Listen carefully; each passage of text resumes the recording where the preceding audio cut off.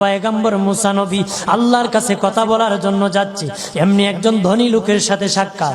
ধনী কয়, মুসা রে, ও মুসা, আমার এত ধন হিসাব রাখতে পারি না, আল্লাহরে জিগাইবানি কি করলে আমার ধন কমবে? মুসা নবী কয়, ঠিক আছে জিগাইবো। একজন বৃদ্ধার সাথে একজন মহিলার সাথে দেখা। মহিলা কয়, মুসা কই যাও, কই যাও রে মুসা? মুসা নবী কয়, তোর পাহাড়ে যাব, আল্লাহর সাথে কথা বল।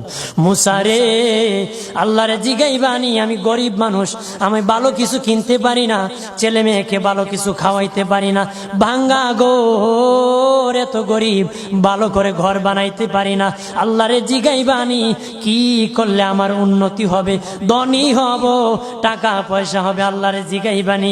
আল্লাহ মুসা নবী কয়, ঠিক আছে, আল্লাহরে জিগাইব, তুমি কেমনে ধনী হইবা?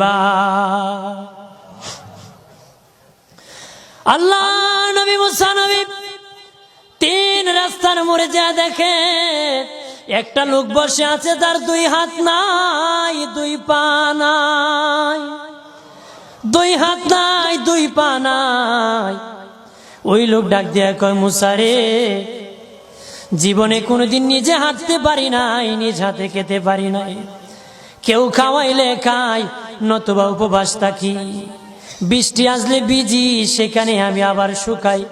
ও মুসা, জীবনে কোনো কাজে দুনিয়ার লাগি নাই, আল্লাহরে জিগাইবানি কোন কারণে আমারে বানাইছে?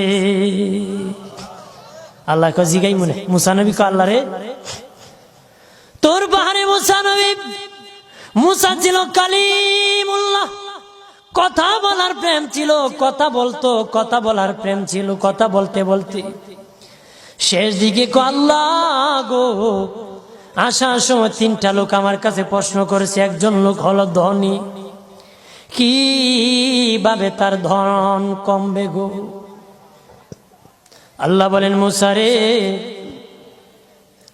তারে জানায়া দাও, যাকাত দেওয়া যেন বন্ধ করে দে, শুকরিয়া আদায় করা যেন বন্ধ করে দে, তাহলে আমি প্রভু আল্লাহ